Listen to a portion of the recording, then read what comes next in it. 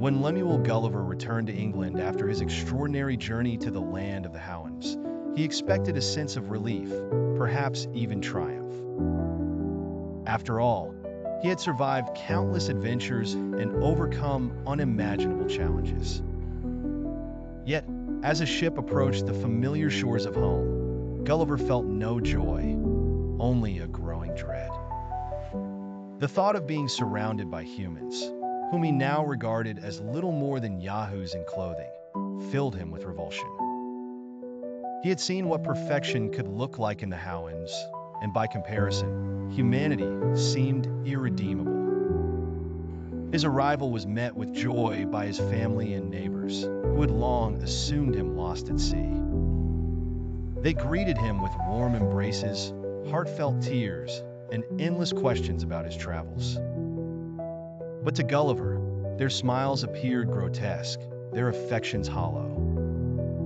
Their laughter grated on his nerves, reminding him of the cacophony of the Yahoos.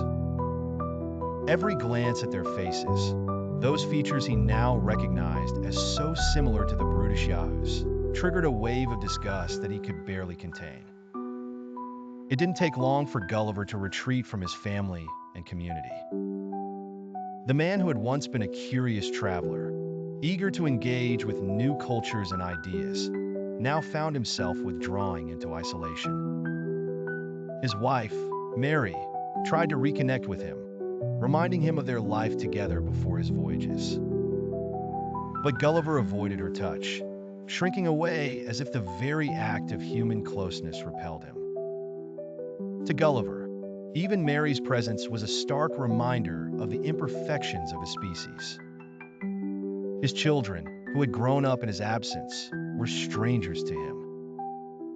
Their noisy games and unpolished manners struck Gulliver as vulgar, and he found himself avoiding them as much as he avoided the rest of humanity. Neighbors who came to visit out of curiosity were met with cold indifference, their questions about his adventures answered with curt replies or ignored entirely.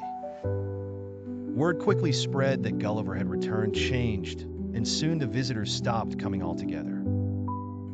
Gulliver's household, once a lively place filled with laughter and activity, became eerily quiet.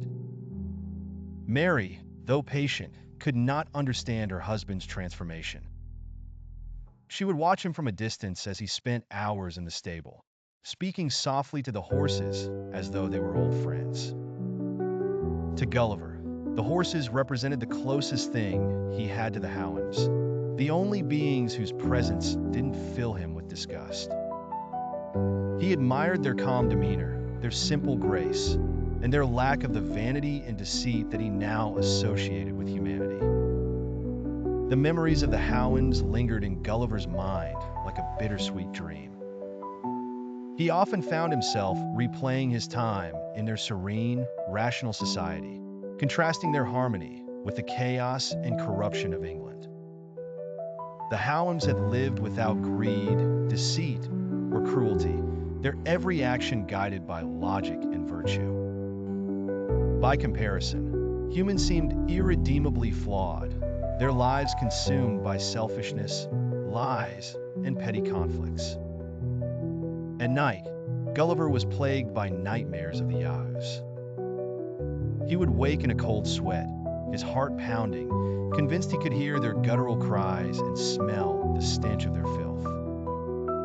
Even in waking hours, the memories of their savage behavior haunted him. He began to see Yahoos everywhere, in the bustling streets of London, in the quarrels of merchants, in the arrogance of politicians.